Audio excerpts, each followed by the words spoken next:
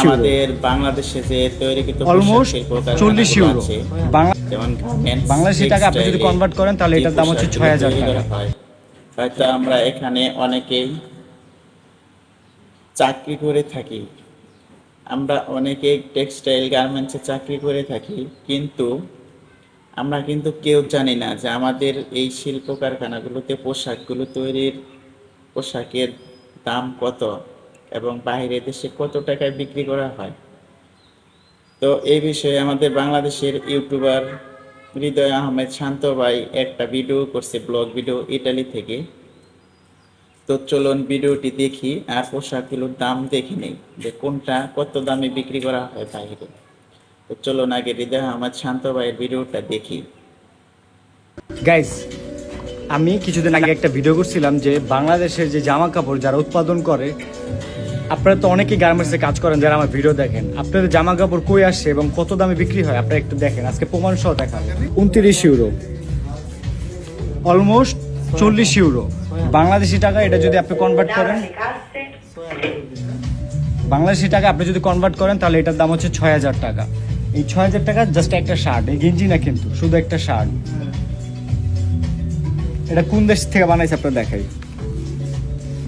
Made in Bangladesh. Clear দেখা যায়? এই একটা শার্টের দাম 6000 টাকা বাংলাদেশি টাকায়, আর এইখানে 40 ইউরো। আর আপনারা বেতন পান কত? 10,000 টাকাও তো পান না, অথচ আপনাদের একটা শাড়ি 10,000 টাকার কাছাকাছি। কেমনে আপনাদের ঠগায় আপনারা একটু দেখেন, আরো দেখায় আপনাদের। শার্ট তো দেখলেনি, একটা নর্মাল টি শার্ট দেখেন, এটা আমার বাংলাদেশ থেকে তৈরি করা। আমার বাংলাদেশের মানুষগুলো প্রতিদিন 12 ঘন্টা করে ডিউটি করে, মাস শেষ হলে পায় 15 থেকে 20,000 টাকা, কেউ 10,000 টাকা পায়, এরও কমও পায়। অথচ তার একটা গেঞ্জি আপনার দেখায় কত ইউরো, 16 ইউরো। কনভার্ট করেন 2000 টাকার উপরে, একটা গেঞ্জির দাম 2000 টাকার উপরে।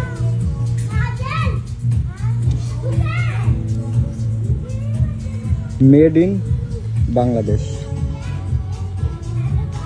জুম করি,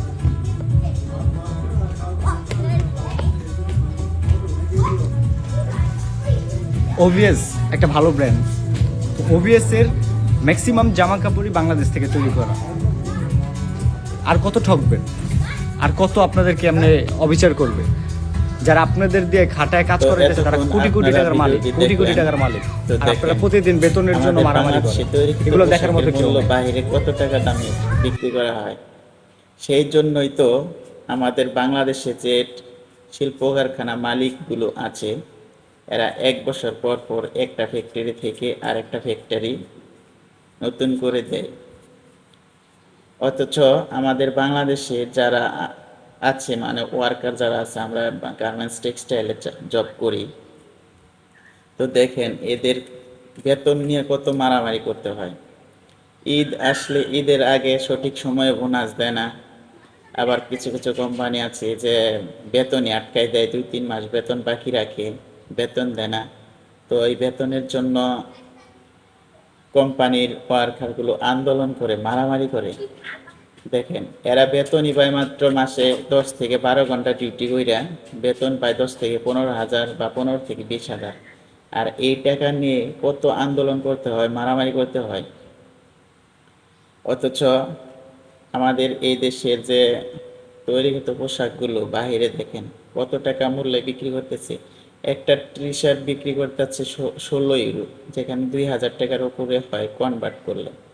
আর একটা শার্ট বিক্রি করতেছে অলমোস্ট 40 ইউরো, যেটা বাংলাদেশি টাকায় কনভার্ট করলে 4000 বা 5000 টাকার মতো হয়ে যায়। অথচ এখানে গার্মেন্টস মালিকরা ওয়ার্কারদের বেতন নিয়ে কত মানে হুষ্টি মুষ্টি করে, সঠিক টাইমে বেতন দিতে চায় না। অথচ একটা গেঞ্জি যেখানে বেচতেছে 2000 টাকা, একটা শার্ট বেচতেছে 6000 টাকা, সেই তুলনায় বাংলাদেশে ওয়ার্কারের মূল্য কিন্তু অনেকটাই কম। তো এরকম ভিডিও পেতে আমার পেজটি ফলো দিয়ে রাখবেন কেমন? ধন্যবাদ এতক্ষণ ভিডিওটা দেখার জন্য। আল্লাহ হাফেজ।